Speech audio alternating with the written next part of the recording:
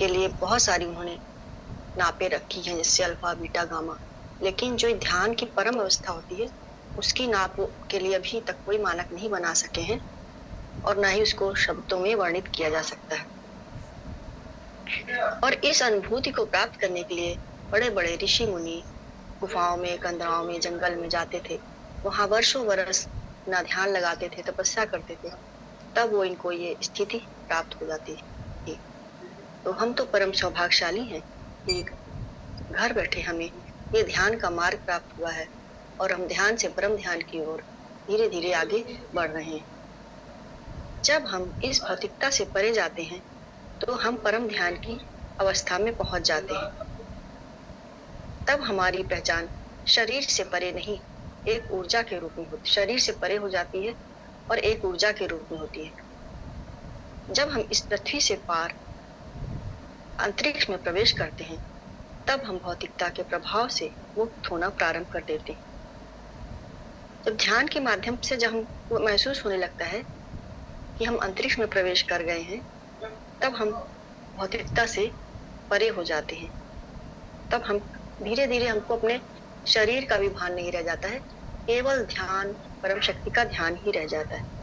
ये एक ऐसी अवस्था होती है जिसमें हम इंद्रियों से परे का अनुभव करते हैं, जिसे हम उपराम की अवस्था कहते हैं।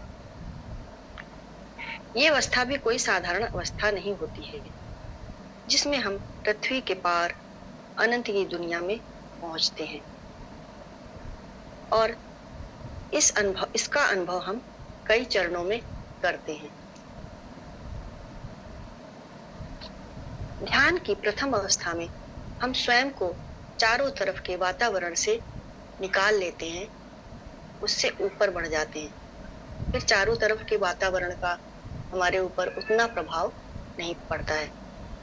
द्वितीय चरण में स्वयं को संकल्पों से निकालते हैं, मतलब बहुत सारे विचार जो आते रहते हैं उनसे थोड़ा हम ऊपर बढ़ जाते हैं।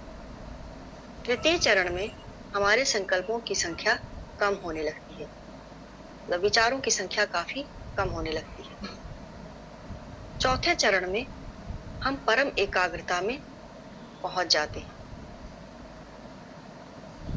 पांचवें चरण में हमारा मन एकाग्र होने लगता है। उसके अगले चरण में मन को एकाग्र कर पृथ्वी से दूर एक मुक्त अवस्था में पहुंच जाते हैं। जब हमारी ऊर्जा एकाग्र हो जाती है तो हमें ऊपर की ओर